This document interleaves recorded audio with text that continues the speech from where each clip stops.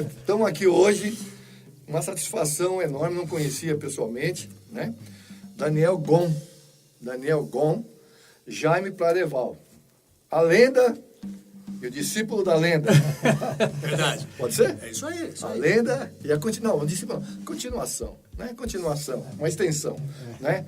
Então eu estou muito satisfeito. O Nelsinho fez o contato. Quando o Nelsinho fez, eu falei, pô, Zé, nós estamos chegando, né, Zé? Quando nós estamos chegando, aí é legal saber que vocês estão aqui vieram de peito aberto, coração aberto, para mostrar um trabalho de vocês que, para nós aqui, não tem, sabe, sem palavras. A gente, né, não imaginava, né? Chegar nesse... A gente nunca imaginava que ia ter uma coisa que começou na caverna, né? Isso. Brincando, mostrando os métodos, mostrando o material que a gente vinha recebendo e para divulgar para a galera, comprar sem xerocar. Isso, né? Exatamente. E aí, quando o Paulinho Vicente já tinha falado do Jaime já há bastante tempo, eu falei, cara, a gente vai tentar trazer num lugar legal, né? E graças ao Marcelo aqui do estúdio, né? NES Brasil, fazendo esse trabalho com a gente, e o Rick filmando, nosso filmador oficial, o Rick Costa, como sempre. Isso. Né? A gente não tem como agradecer a presença de vocês aí, tá? Nossa, muito obrigado. Nós que agradecemos. Então, Nós que agradecemos. na sequência, né, Zé? Vamos direcionar a coisa, né? Aí, eu não conhecia. Aí você falou para mim, dueto de batera, dueto de bateria. Dueto são duas, né? Dueto de batera, duas bateras tocando. Aí são dueto de batera, quarto batera. O Neto falando meus dois pulmões, né? Então, dueto de batera, conversando, uma composição. Aquilo me, né? Por quê? Você lembra, né? Eu e o Nelson já estamos um tempo aí, em 92, 91... Nós fizemos o dueto de batera do Dom Famularo. Do Dom Famularo, que é uma coisa diferente. Diferente, é outra concepção. Né? Até nós conversamos isso, né? Outra coisa. Que aqui é uma composição e lá são grooves, né? Que são vozes que sozinho não tem muito sentido. Tocando os dois juntos dá o groove. Nós fizemos isso em 92, vai colocar aí, no workshop lá no Conservatório de Guarulhos. Quando o Nelson falou dueto de batera, só tinha na referência que é Dom Famularo. Aí ele falou, não, Jaime Pradeval, Brasil, Daniel Gon. Daniel não conheço, mas o Jaime Pradeval já ouvi falar. Pô, demorou, né? Vamos descobrir a obra. Então eu queria primeiro, por favor, Daniel, mostrar o visual. E como o Nelson falou, né? Já começou muito legal porque a gente gosta disso aqui. Né? Começou legal. A gente gosta porque da aula. Geralmente facilita, quando não é assim, a gente pega, leva para o cara colocar o espiralzinho. Então já vem aqui, ó, bacana, ó, a arte, né? Aqui os dois, ó, bacana, tal. Então a primeira coisa é mostrar o livro para vocês, como é que ele está. Isso aqui mais que existe internet, tudo, eu sou apaixonado por livro, papel, né? Eu acho que isso aqui ainda vai ter um bom tempo pela frente. Então, o livro, dois brasileiros fizeram um dueto de batera, uma peça. Inclusive, dois brasileiros que já rodaram o mundo. Já rodaram o mundo. Daqui a pouco vamos abrir para o Daniel falar um pouco da experiência pessoal, o Jair falar. Essa abertura aqui é mais para a gente citar o objetivo, né, que nos levou até eles, né? O quanto a gente tem de gente boa e material bom aqui, não estou falando que você não tem que pesquisar lá fora, tem que ter material lá fora, tudo bem, mas aqui também tem. Isso. E a qualidade, nível, sabe, isso aqui, por exemplo, que eu falei para eles, quem estudou o livro de caixa, o Will Cox, o John S. Pratt, entendeu? Hoje em dia vê um trabalho desse. Quando vocês comprarem, por favor, comprem o livro. Assim que estiverem na mão, vocês vão ver, você fala, pô, quem estudou esses livros vai entender que o que eu estou falando, porque algumas coisas básicas que nós vamos falar aqui sobre música, vocês aprenderam naquele livro, só que está com uma composição de bateria, e é uma versão pessoal deles. Isso é maravilhoso. Então não é uma cópia, o cara chegou, não. É uma criatividade deles. E com elementos de formação que todo batera tem que ter. Todo mundo que estudou batera tem na mão, estudou direitinho, né, Daniel? Tem os 150 solos. Né? Ou fez algum solo do John S. Pratt. Aí hoje em dia você já pode fazer um solo do John S. Pratt, convidar com o seu amigo que tem o mesmo livro que o seu, não precisa copiar para ele, cada um vai ter o seu. Aí vocês abrem o livro, isso que é bonito, que eu acho que é bacana do nosso instrumento, que tem pouco, né? Assim, para outros instrumentos tem muita coisa, mas para a bateria não tem. Você sentar com um parceiro seu para gente tocar uma obra junto. Isso não tem valor, né? Assim, não é que não tem valor, é incalculável o valor, né? Vamos falar igual o Vicente Mateus, é imprestável, né? É invendável, é imprestável. Não, isso é um final de tarde, você tá de boa aí? Tô. Pega o livro do Jaime e cola aqui em casa. Vamos estudar, vamos fazer um som. Vamos estudar. Maravilhoso, você vai crescer. Compasso, né? Não precisa criar... E outra, o que eu estava vendo aqui também, né? Desculpa tomar... Você pega algumas frases aqui, separando do contexto, e você pode usar como virada, como fio, né? A gente estava vendo isso aí. Isso, é interessante que você tem várias possibilidades com o livro, entendeu? Conforme você pega aqui, pô, legal, vou deixar isso aqui. Pô, não vou dar para tocar na música lá na banda. Não, mas essa virada aqui, ó, pô, essa swinguinha, legal, faz rapidinho, pô, põe no tambor, virou uma virada. Isso é um vocabulário, né? Vai aumentar, exatamente, vai estar aumentando o seu vocabulário. Então, o livro está aqui, daqui a pouco nós vamos chegar na parte musical, e mais importante, vamos entrar aqui na abertura do livro, né? Um pouco de história. Na verdade, um pouco mas vocês foram humildes aqui, verdade? Tem muita história. Esse um pouco aqui... Fala um pouco pra gente, Daniel, sobre essa ideia dessa história, como é que foi? Bom, a história começou no dia que eu comecei a ter aula com o professor. Com o mestre. Né? Então, isso foi em 84. Aí eu estudei com o professor. Depois a gente retomou um trabalho juntos com o Carlos de Marimbondo, um quarteto de baterias. Famoso, né? Então, a gente gravou Tem o CD aí? Temos o CD aí. Mostra o CD aí, já. Vou mostrar o CD. Trabalho do qual também fazem parte o Pepa Delia e o Alex Reis. Perfeito. Aí o Alex Reis foi tocar no Circo du Soleil, o Pepa toca com o Fábio Júnior, o Toquinho. Então, nós acabamos tocando a ideia pra frente como um dueto. Então, a gente fez esse Plagon, o Pladeval e o Gon. Boa! E aí o Plagon, a gente falou, puxa, vamos fazer um livro de partituras e tal. E de tanto conversar, a gente tomava café o tempo inteiro, cafezinho aqui, padaria ali. Daqui a pouco, as ideias todas começaram a tomar forma. Falei, vamos colocar isso no livro também. Então, além das partituras, com as ideias musicais, vamos também ter as ideias sobre o mundo, né? E o Jaime tem toda uma experiência desde a década de 60, e aí eu tenho uma outra visão, porque eu sou de uma outra geração. E eu também tenho uma coisa mais acadêmica, porque depois eu sou professor na Universidade Federal de São Carlos, então comecei a olhar as coisas academicamente, né? De uma forma mais científica, e tive uma experiência fora, aí trabalhei com a Hudson Music, comecei... Então, a gente tinha esses vários olhares, falando, a partir disso tudo, a gente discutiu, começou a tomar forma a parte de texto do livro, né? Por isso que tem essas duas partes. Então, exatamente passando por aí, Daniel, fala um pouquinho mais, que legal, viu, pessoal? Nós estamos aqui, tem um negócio não sou pastor, não, mas a gente tem uma visão... Longe. Bem longe disso. Mas eu leio e tudo isso. Então, tem um lugar, uma passagem na Bíblia que eu achei bacana. Eu acho que merece para os dois aqui. Que fala o seguinte, para quem honra, honra, né?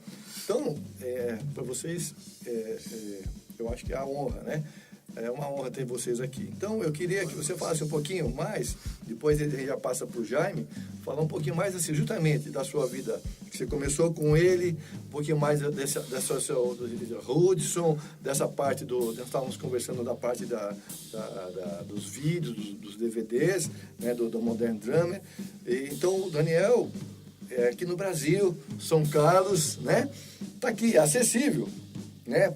Fora o lance dele acadêmico da universidade, vai lá, procura. Pouco tempo que eu estou conversando com ele aqui, um cara super acessível. De repente, você quer saber um pouco mais? Não me procura, não. Procura o Daniel ali. Você tem e-mail, site, essas coisas. Tem o site também. www.danielgon.com, tá fácil. Perfeito. Gon é G-O-H-N. Danielgon.com. Isso. Conversa com ele, ele vai passar um pouco aqui. Se a gente fosse parar um pouco para falar só dele e depois o Jaime falar dele, nós vamos ter que fazer um longa-metragem. Então, Eu queria que você falasse um pouquinho dessas experiências e conforme você vai falando, aí o Nelson vai perguntando, depende da curiosidade. Vou tentar falar rápido, porque o professor aqui, se for falar desde a década de 60, as aventuras.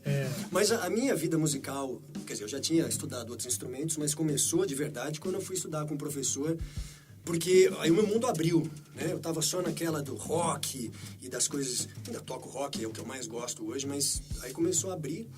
Estudei com ele durante 5 anos e depois entrei na primeira turma de música popular da Unicamp, que não existia, em 89, ainda não existia um curso superior de bacharelado para bateristas no Brasil. Hoje existem vários. Né? Então, eu e o Pepa, inclusive, 2 alunos do Jaime, nós entramos na primeira turma.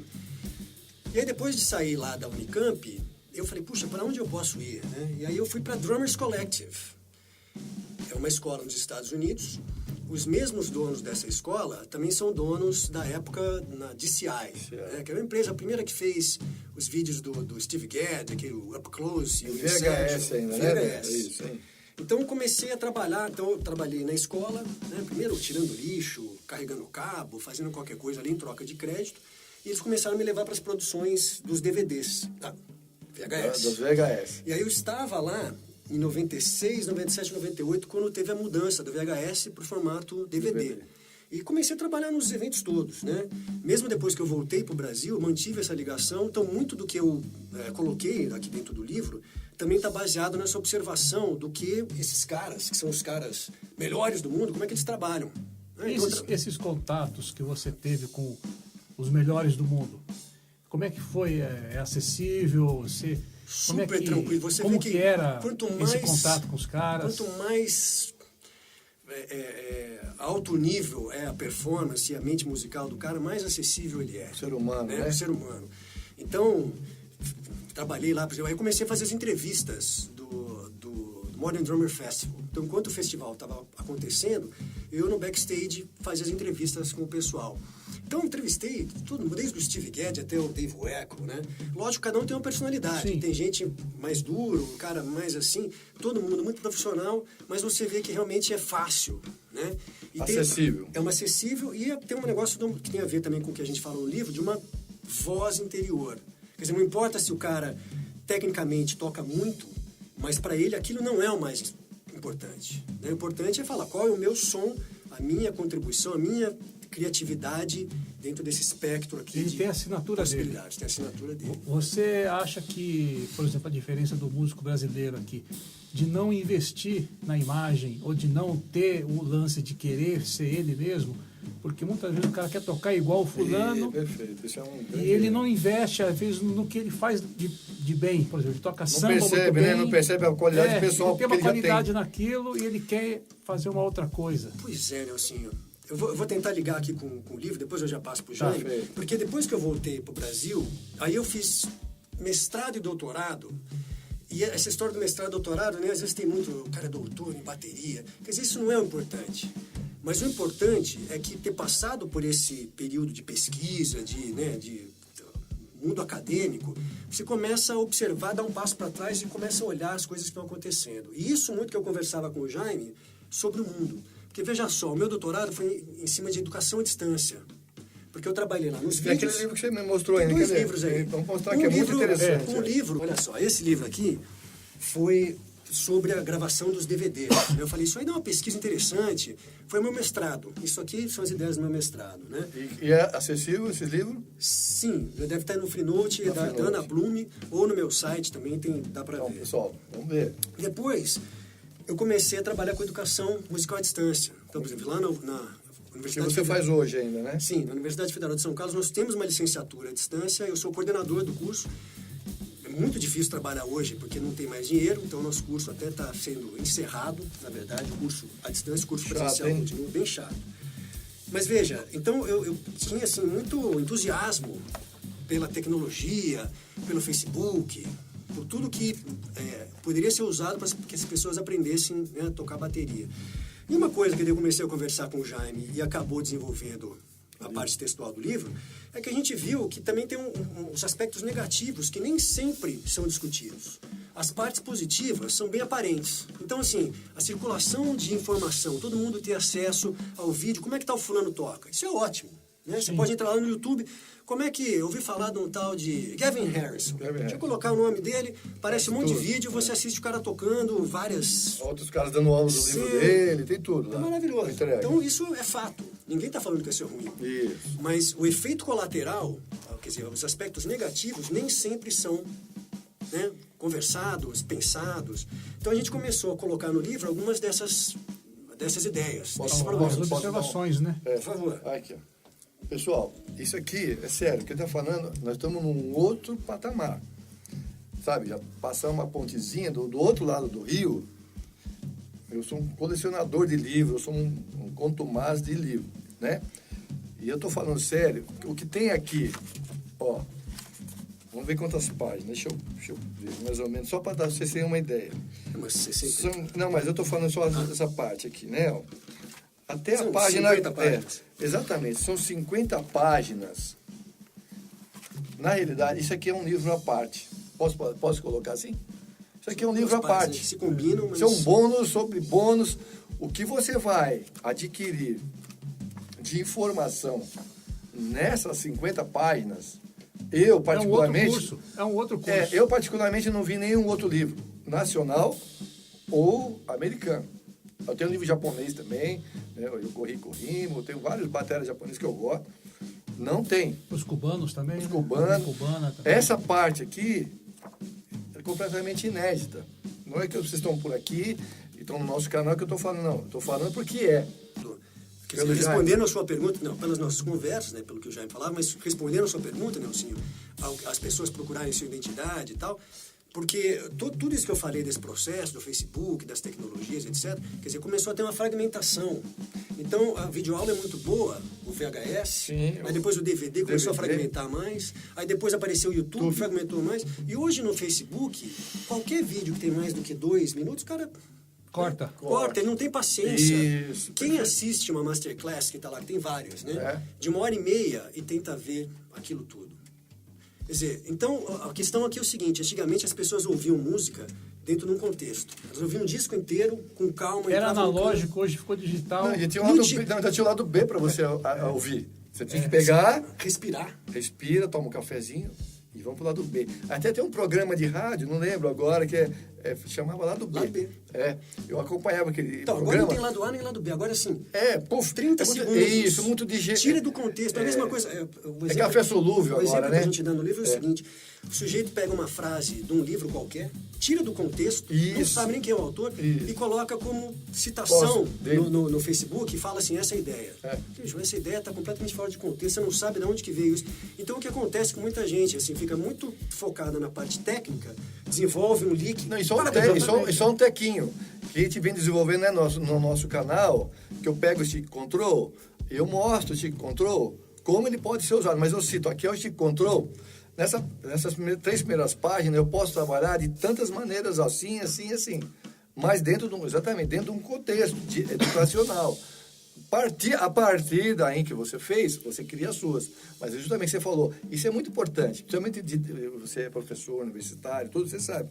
Você não separar coisas fragmentadas como sendo um lance de formação. Não funciona. É fora do contexto. Não existe. Aqui, vai ficar falso, né? E outra. E perde a musicalidade. Então, isso que você falou, quer dizer, são ideias musicais que a gente tem e o objetivo essa é a ligação da parte de texto com uma parte das partituras do livro. Que a gente procurou nas músicas, nas composições, ao invés de colocar coisas mirabolantes, colocar algo que as pessoas consigam cantar depois. Quer dizer, o conceito de musicalidade é algo que a gente toca, tem sentido, tem um contexto, tem começo, meio e fim, só com bateria fazer música. Isso vocês vão ver aí na gravação. Tirou daqui, né?